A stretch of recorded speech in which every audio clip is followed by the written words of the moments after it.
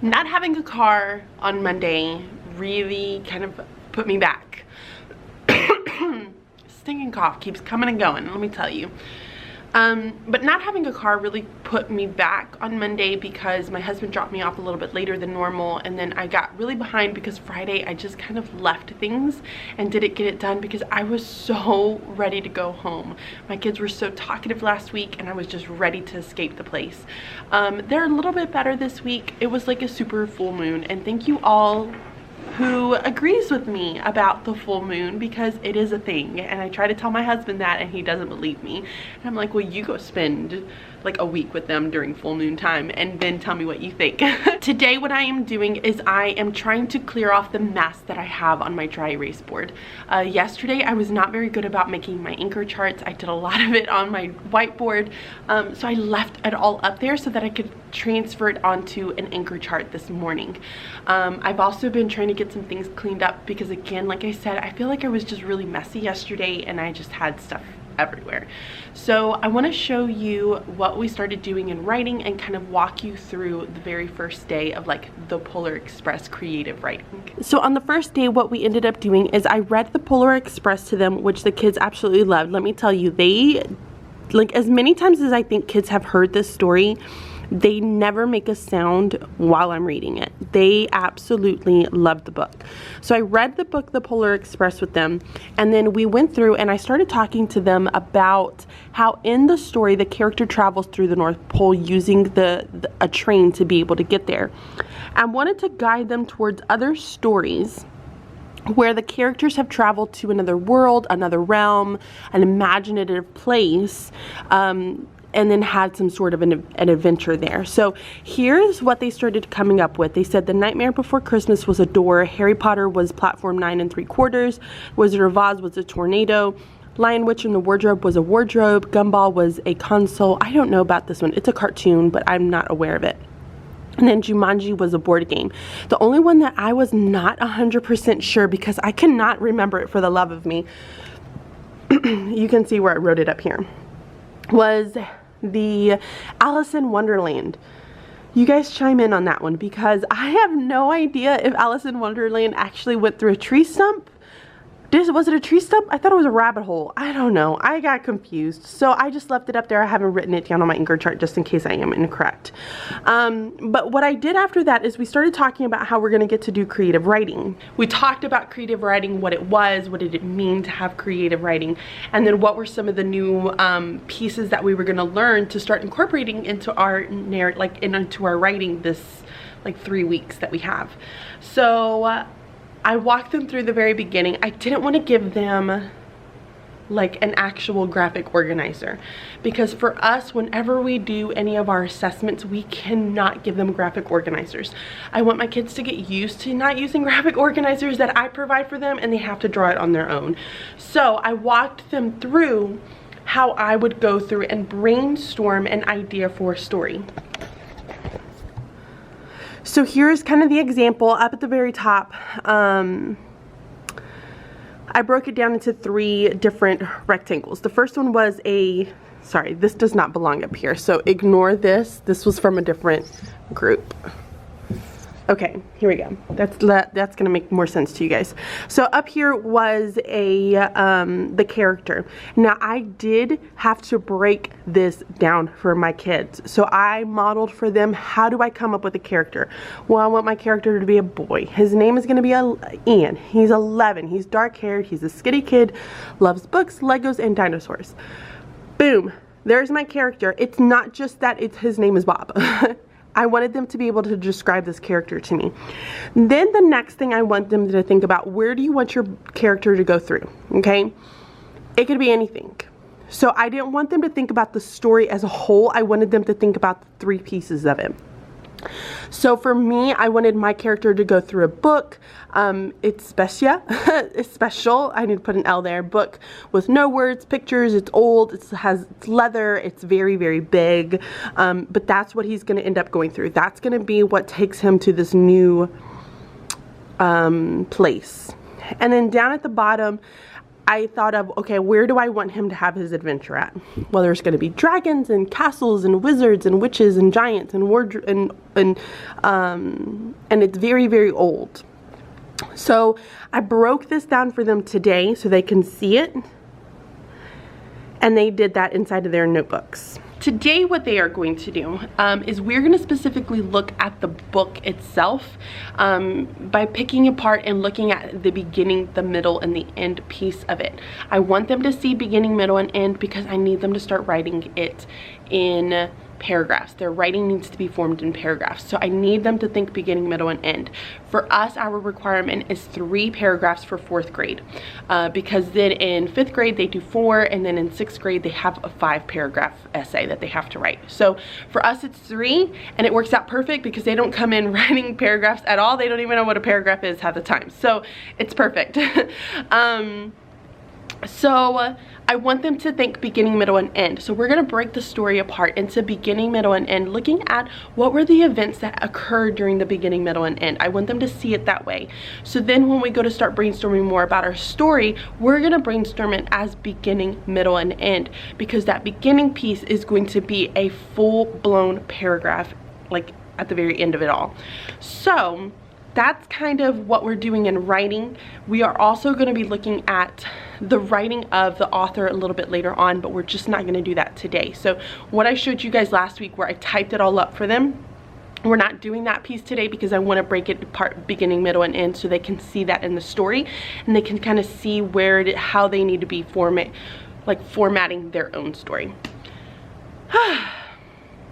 That's what we're doing. But yeah, they're really, really excited about their writing piece, which I'm excited for them. I do have a little bit of items that I need to get done this morning. So I have their anchor chart. I'm gonna place it over there with our writing items. I also need, do you see the dragon up there? I have about 4 books that we've all read as a collective group that need to go up there. So I need to print out those book covers and get those pasted up there today, and then I also need to sort out some assessments that I did for math and make sure that I have all my math stuff ready to go. Thankfully I don't have a meeting this morning, so I get to spend the entire time in my classroom. Okay, so I have my I Can statements that are ready for my class today, so I'm pretty impressed that I got all of that done. My reading ones and my math ones are done. I need to print out a page just for science and also for writing, so I'm going to try to get that done before class starts this morning.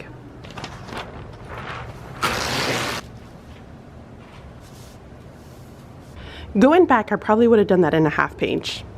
Oh well, too late now. So I decided to do something a little bit different, and I put some music on this morning along with our morning message. So maybe they'll come in nice and relaxed and get started on some get well soon cards for one of our partners who had surgery yesterday, and we are definitely thinking about her. So that is what they're gonna do this morning. I'm gonna give them some of that time to do that. Hopefully they'll do it quietly. Cross our fingers. I have about another 5 minutes or so, so I'm gonna run to the bathroom and get ready for my day. I'm really happy that the kids are so excited about writing. However, we have to really go slow and truly break it down. So today the focus was going through and looking at the beginning, middle, and end of the story and starting to come up with brainstorming ideas. So here's how I end up introducing this to my students. So in the very beginning, I tell them, guys, we're going to break the Polar Express down. So we break it down into beginning, middle, and end. I don't know why, but I like the number 3. 3 is a good number. 3 I feel like is a nice lucky number. So we end up doing beginning, middle, and end to represent each of the paragraphs that we will be forming into.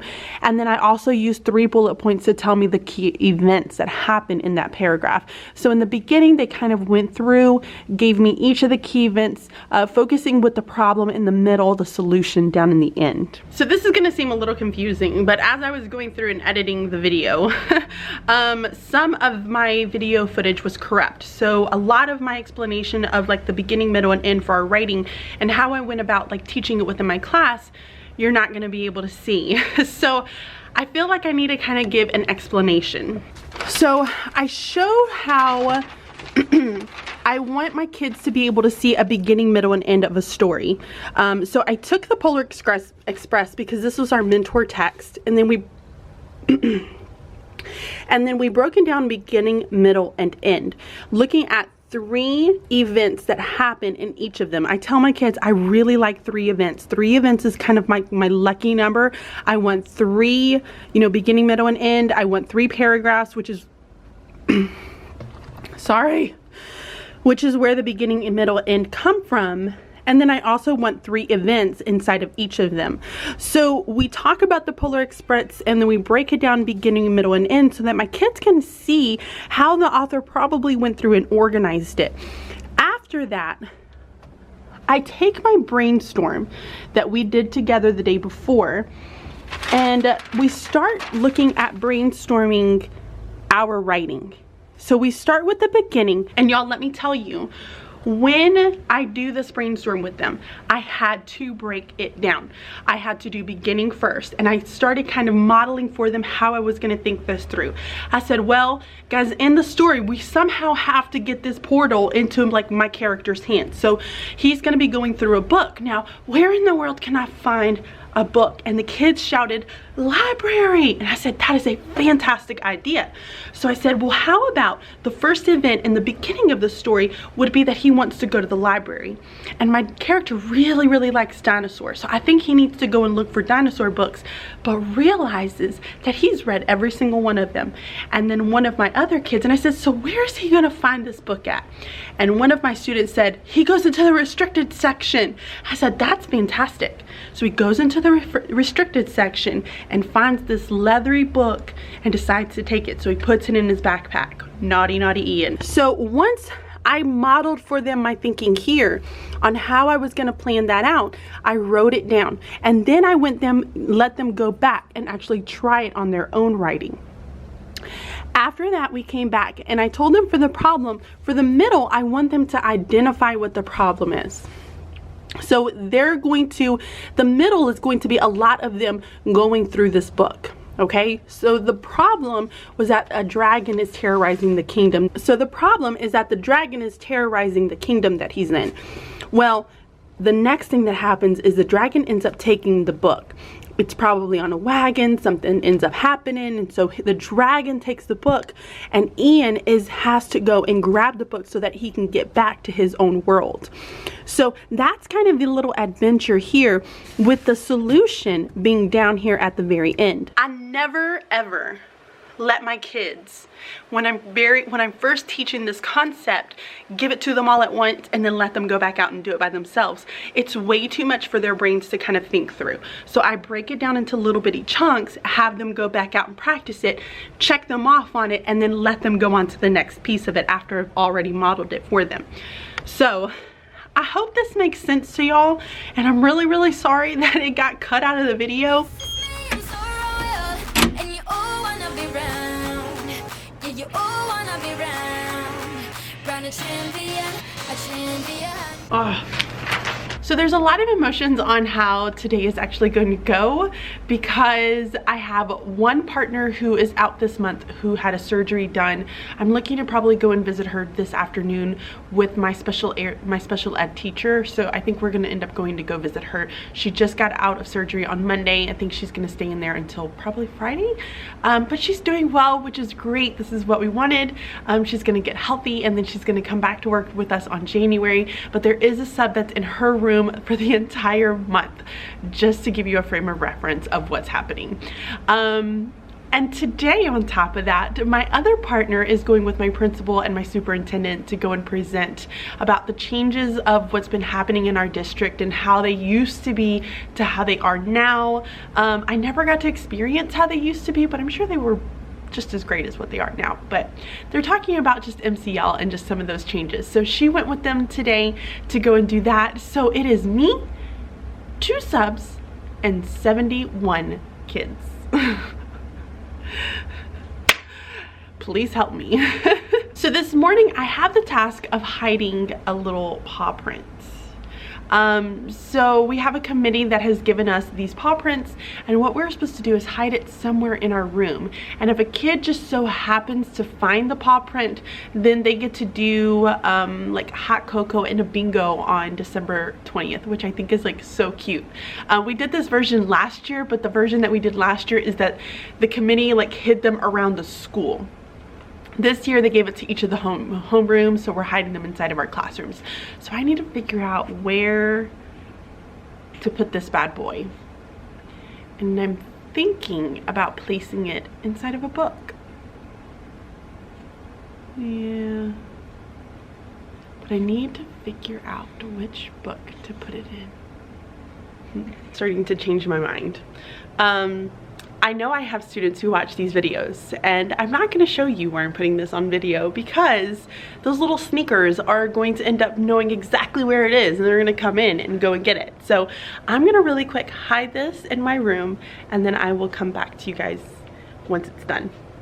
Okay, I think I did a really good job of hiding it, so I'm pretty excited about that. Moving on to getting ready for today. So math yesterday, the kids had a lot of work that they needed to get done. They're just gonna have to finish up, review some things. So I'm just going to place a lot of the work that they need to finish on their targets and just say finish yesterday's work along with getting goal work and reflex done for today, and any group work that I end up giving them. So I need to check through what is it that I need to have done for math today and make sure I have all of that printed and ready to go. In writing, I told you guys yesterday that we spent a lot of time brainstorming our stories, and I actually took it and I placed it onto an anchor chart. Super proud of myself. It's not the prettiest of anchor charts, but yo, it gets the job done, which is all that I'm worried about. So the beginning, I kind of wrote out what my beginning was, my middle part of it here, and then we never got it to the ending, so I have a space down here just for me to be able to put my ending and how I want it to end. So the kids are going to be able to have the chance to finish this today, but we also really need to work on mentor sentences. So I'm going to pull out the sentence that we're going to use for today, have that written up on the board, and have those ready to go. And I will walk you guys through how I go through my mentor sentences, because I think I do them a little bit differently than what I've seen kind of on the internet. I'm using a source who actually created this. He wrote plenty of books on mentor sentences and how to use them inside of the classroom. So I'm kind of basing it off of his model, and I'll show it to you guys a little bit later on once I have it together. But first I have to think math, because if I start to try to think all these different things, it's no bueno for my brain. So I'm gonna go think math. think math. I need to come up with a plan to make sure that these kids don't drive me nuts.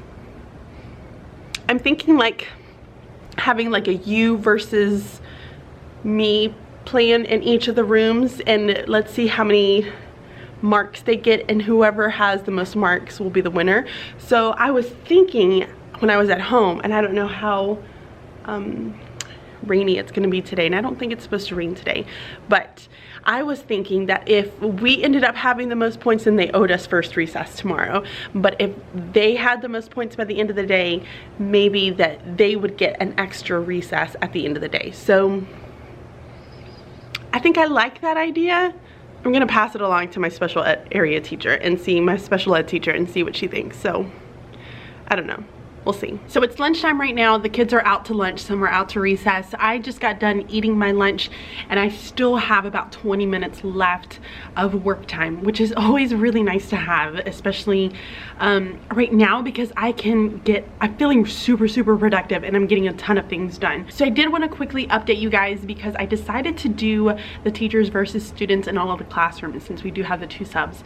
And so far, the teachers are winning it by like 2 points. I knew that my math class was going to have a little bit of a struggle with this. I have a lot of boys and a lot of energetic boys in that room, so we kind of struggled in my class a little bit with math, but it's okay, because we still have a ton of time for them to be able to redeem themselves, and my writing in my reading class is really good, and I'm hoping the other classes are going to be just as good and on task and getting the things that they need to get done. So I think it's working, because a lot of the kids, you know, you have those group of kids who are like super hardcore and they're really into it and they're like shh, and then you have like the kids who just can't control themselves for the love of it. And if it's like one kid who's doing something, I don't mark the whole class for that. That's something that I just kind of go and I touch base with that student. It's when like everybody is doing it collectively.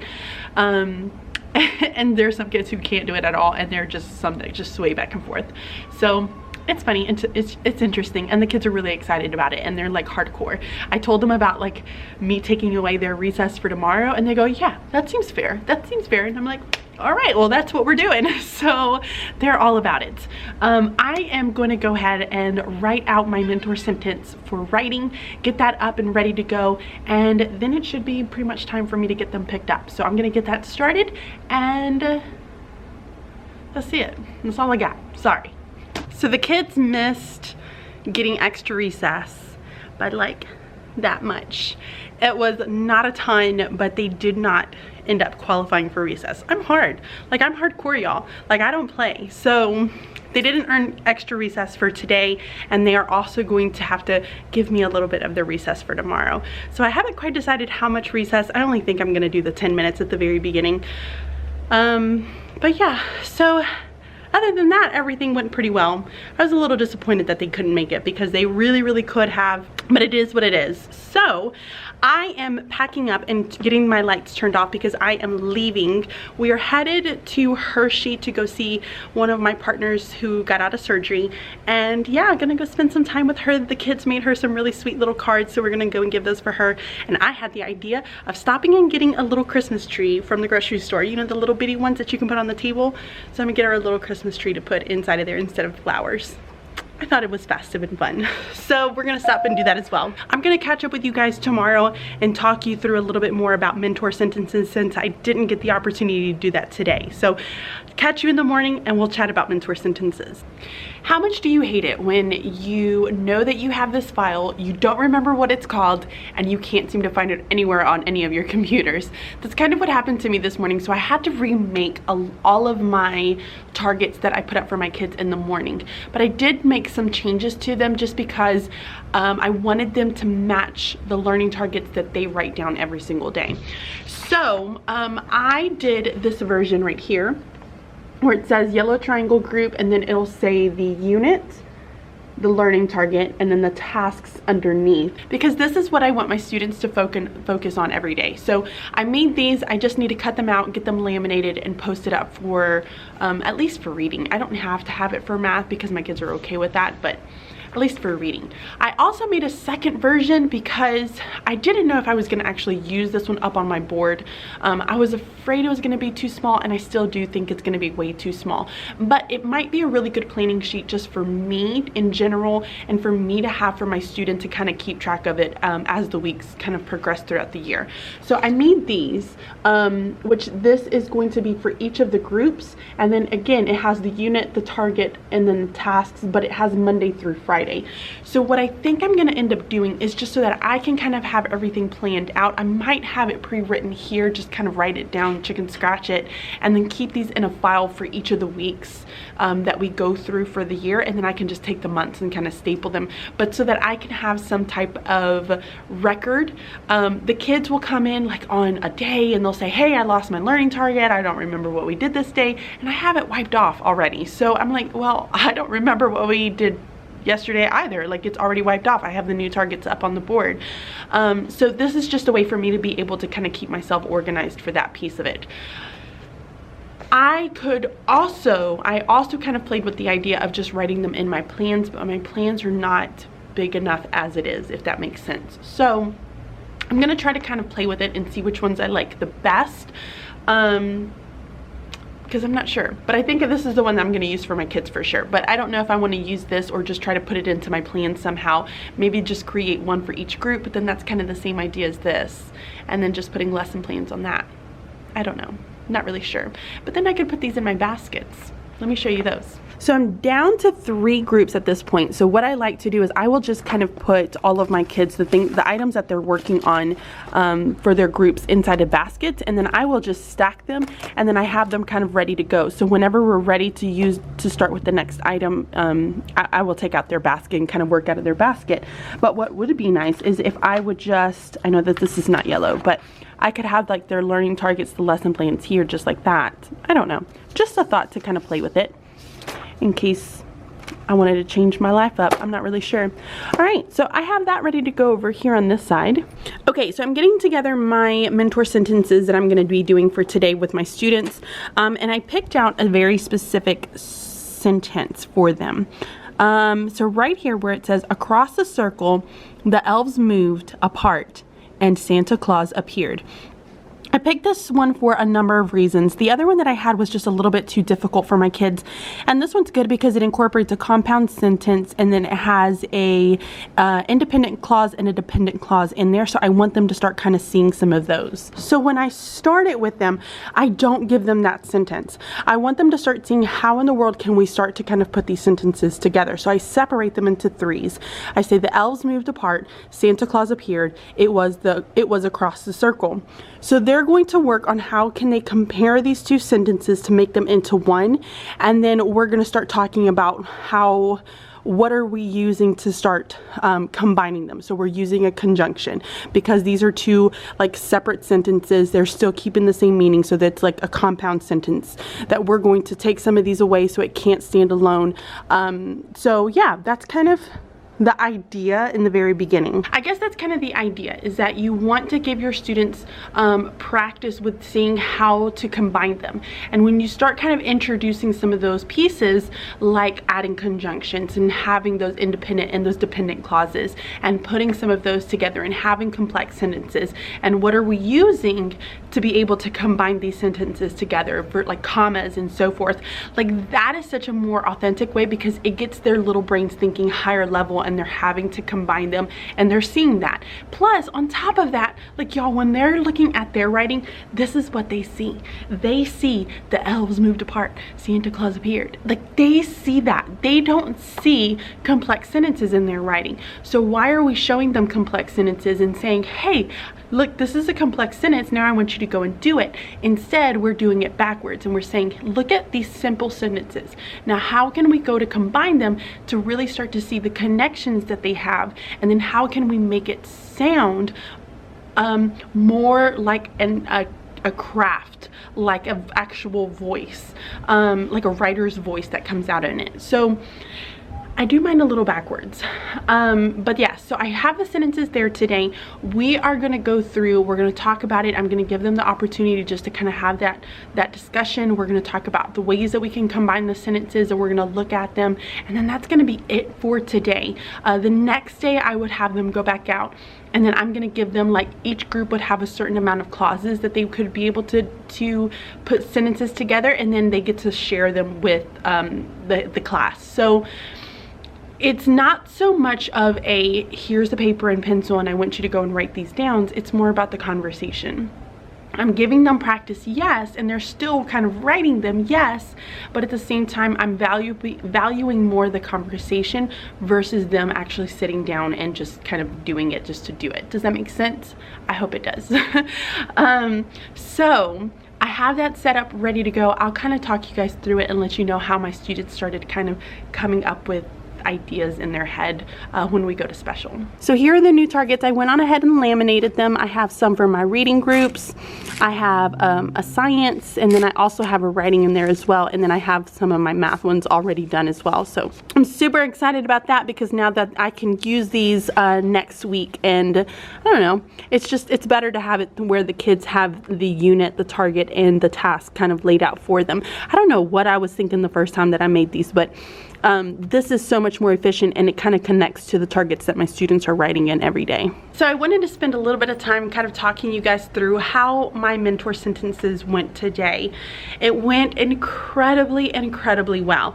The sentence that I picked out the other day just wasn't the best sentence for them, so I needed to, like, just as a teacher, reflect on how they were doing, and I kind of pulled it back just a little bit. So I showed you guys the 3 sentences that we had, and I opened the discussion of just saying, hey guys, I want us to talk about how we can start combining some of these sentences, and how can we make it sound more like a narrative writing versus it just being very listy, saying, you know, the elves moved apart, Santa Claus appeared, it was across the table. Like, just sounds so listy versus it actually sounding like a narrative. So the sentences that the kids came up with were really, really good, actually. They were not bad sentences at all, and that's kind of another piece that I want to point across to my kids when we talk about mentor sentences. And they came up with Santa Claus appeared across the circle, and as the elves moved apart. That was the first sentence that they came up with, and then they kind of switched around. The elves moved apart,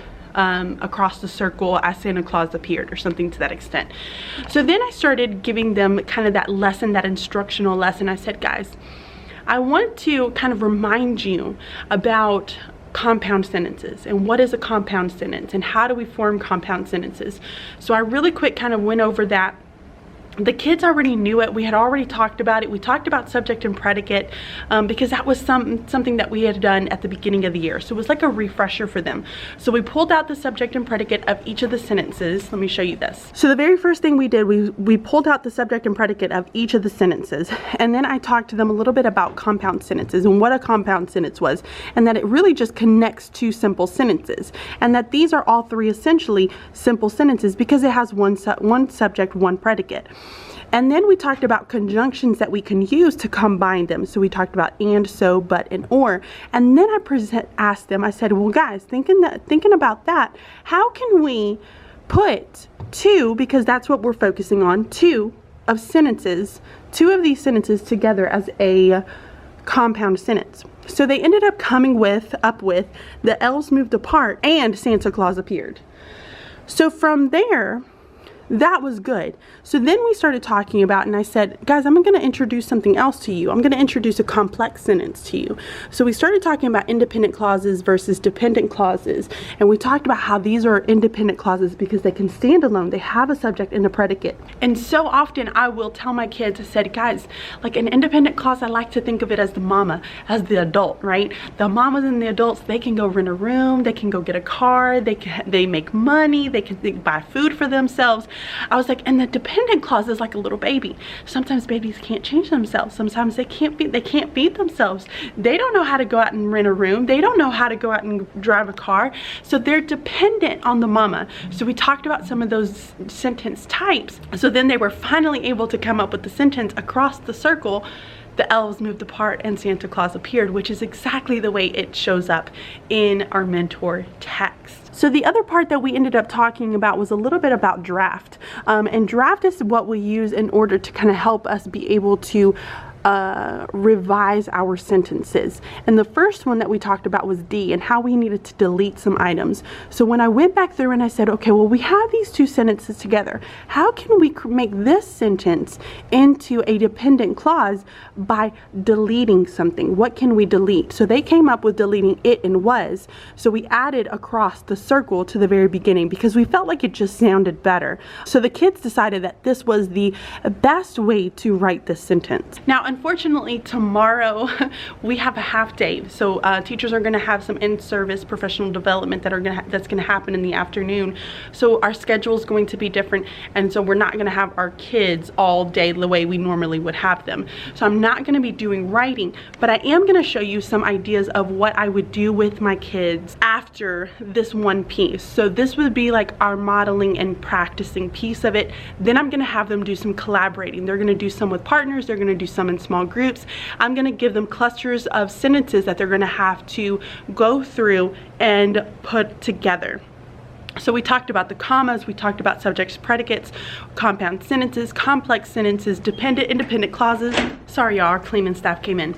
But like I was saying, so because of tomorrow, we're not going to be able to have like our normal schedule, so I'm not going to be able to do what it is that I would normally do with them. So I would normally give them some clusters of like 3 sentences for them to practice, like with a partner, and then also give it to them to be able to practice like as a group. So I think tomorrow what I'm going to do is kind of walk you guys through draft and what that means and show you an example of how.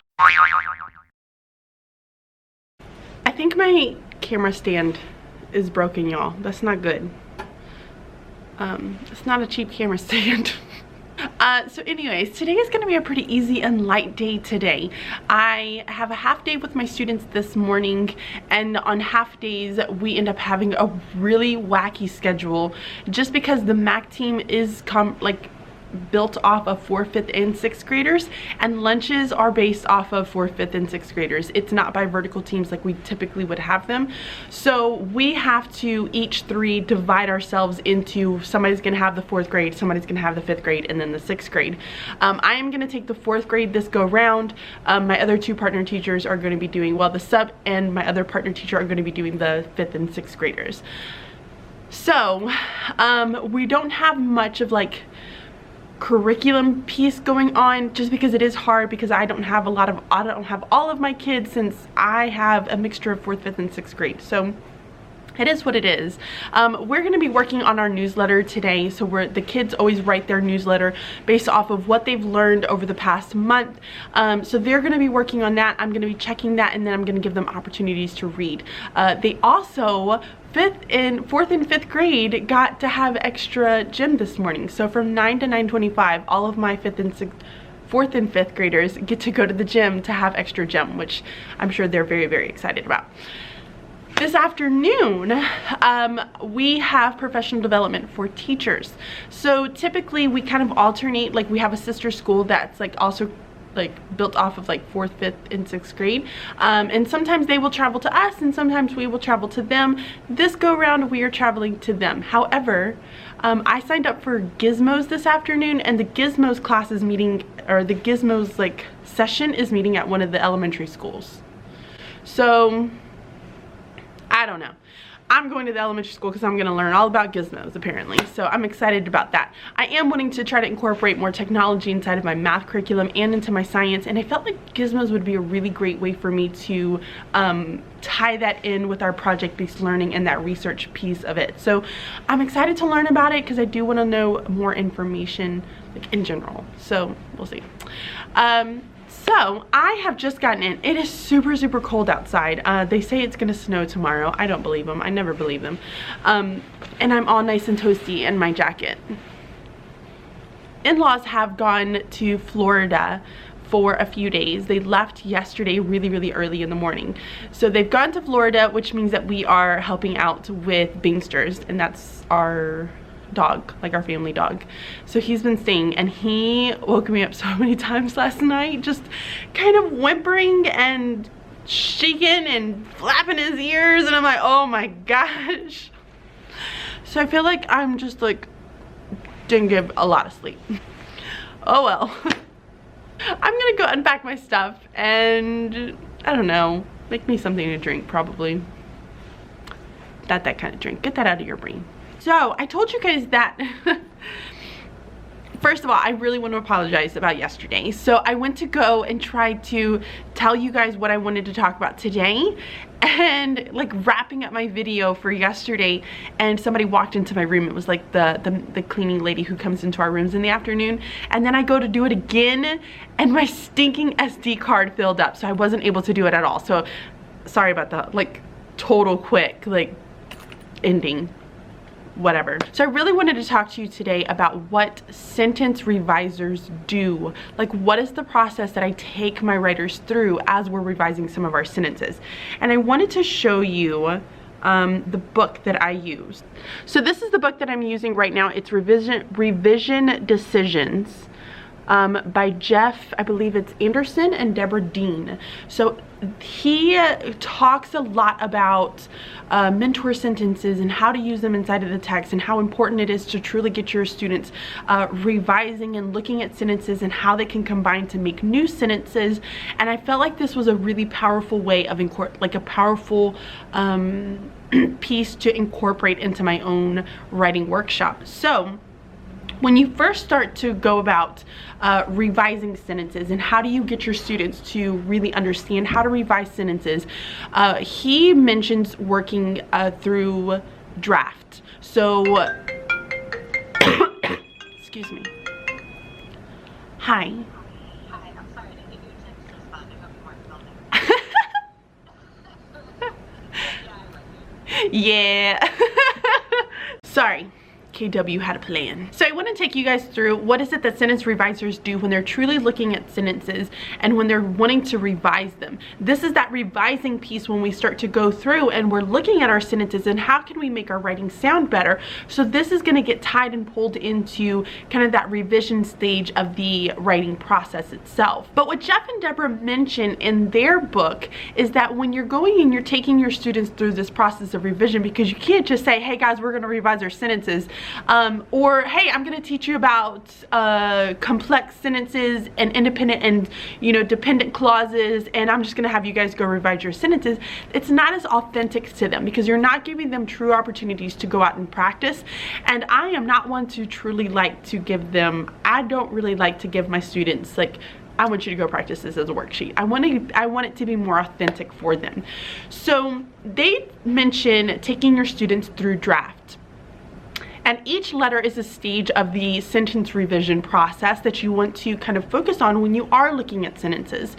So in the beginning, when you first start introducing this, each day you want to present one of the letters to them and say, this is what we're going to be doing. This is like a five-day lesson, and each day you will model for them. You'll give them opportunities to practice it independently and with like a group, with giving them certain clusters of sentences from an actual text that they can also go back and like look at what how the author decided to revise their sentences. So the first day stands for delete words. I feel like this is one of the pretty easier ones, and depending on the grade level that you're teaching and the content that you need to be able to have your students master by the end of the year, you can kind of change it and make it fit the curriculum for you. So for me and my kids, they often are very listy with their sentences. So they'll say, we walked through the woods were dark, the woods had foxes in it, or something to that extent. Well, what do you hear? You hear repeated words. So getting those kids to be able to kind of see those repeated words and having them delete it, and then you can go through the next process of it later on. Which then they'll want to say, we walked through the dark woods and there were foxes. So getting them to kind of visualize and see that. You present them with the 3 sentences that we did yesterday.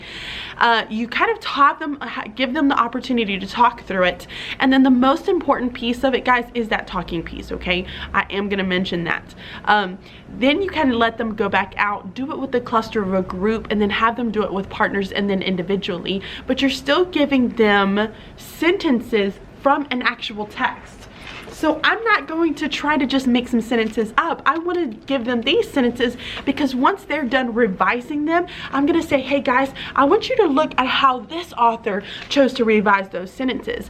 I took one of their complex sentences and I broke them into 3 smaller sentences, and here's how this author chose to revise it. Let's look at the differences between what we decided to do with our sentence and what they decided to do with their sentence, because there is no right or wrong way. With like grammatical errors, yes, but when it comes to how you choose to voice a thought, there is no right or wrong way. So, and I want my students to be able to understand that. So that's day 1, is deleting words. Day 2 is rearranging words and phrases.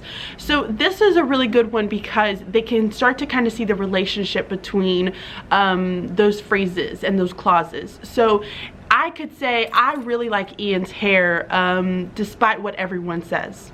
Well, I could flip that and say, despite what everyone says, I really like Ian's hair. So getting them to be able to see that relationship, that you can flip them, that's also something else that you want your students to be able to kind of start seeing. The 3rd day is add connectors. And with connectors, they're talking about adding those prepositions, they're adding the conjunctions, you're also adding in some of those punctuations like your commas, your semicolons, your dashes, anything to that extent that you want to explicitly teach your students, and you want your students to be able to start incorporating into their own writing. Be very strategic with the sentences that you pull out and what you want them to focus on. So for the example, my lesson that I did yesterday, I really wanted them to focus on dependent, independent clauses, that comma. I wanted them to also focus on conjunctions as well. So that was my focus for the entire lesson. I'm going to continue that focus into some more practice for my students, but I was very strategic with what I pulled out. So that is day DRA. Day 4 is form new verb endings. This is interesting because whenever you start to kind of take like 2 to 3 sentences and you're combining them, some of those verbs are going to end up changing, and that's the kind of a conversation you're going to have with your kids. I guess one example would be, let me see if I can find the example. Y'all, I'm not good at coming up with stuff in my head. Okay, so here's a really, really good example. So the example would be, you give your students 2 sentences and it says, bats flew across the sky in huge flocks. They crowded out the waning moon. Okay, so if you were to combine those 2, then you would say, bats flew across the sky in huge flocks crowding out the waning moon. So you're having to change those verbs ending and making sure that students are very conscious of that. I have a lot of students who struggle with verb ending still, so that's kind of another focus that I'm going to hit a little bit later on through the year. The very last piece to draft is that T piece, and that piece is kind of incorporated in all of it. It's the talk it out piece. You're giving your kids the opportunity to truly have this discussion about sentences and what are the best ways to put these sentences together and how can you change them, and it's just a really great conversation, and it's so fun, and so it just makes me so happy to be able to see those kids who are typically your quiet ones who don't really want to say anything, and those hands are raised, and they're the ones who are wanting to kind of have that conversation with you about what they think this is, and they're putting in their thoughts and their ideas. So I would strongly recommend incorporating draft into your writing routine. Try it out, guys. What's to hurt, right? So give it a week, try out each letter a day, and then after that you're kind of focusing on that content piece and really saying, okay, you could do a lesson just like I did, where you're really just wanting to talk about those dependent, independent clauses, the conjunctions, the commas. So I don't know, I like it. My students are really enjoying it. I really like the talking piece of it because I like for my kids to have those conversations, and I like to hear those conversations from them. So I think it's beneficial. I don't know what you think I've done. I don't know, sorry. I don't know how much I'm actually going to be able to vlog today. So I am going to hope that I pick up my camera a little bit later on, and if not, then I'm just gonna end it here. We'll see. So just in case you're wondering, here's what our half day looks like. So we are unpacking. The kids are gonna go to 4th and 5th, we'll go to the gym. 6th grade we'll go spend some time with Mrs. W. We'll end up switching, we'll do a newsletter, we'll have lunch, reading and writing, and then dismissal at the very end of it. So that is what our schedule looks like. And then I also posted a picture on Instagram of my learning targets and just kind of an example of how I use them. But here I had somebody ask me, how do you actually display them? I use them on little clips. So when I'm not using them and the kids are not, it's like not that content area, subject area, I will just stack them on top of each other so I'm not wasting any of my board space. But then when I am in math, I will pull them out over here so that the kids can visually see it. All right, it is that time. I'm gonna go put some food in my belly and get started with my day.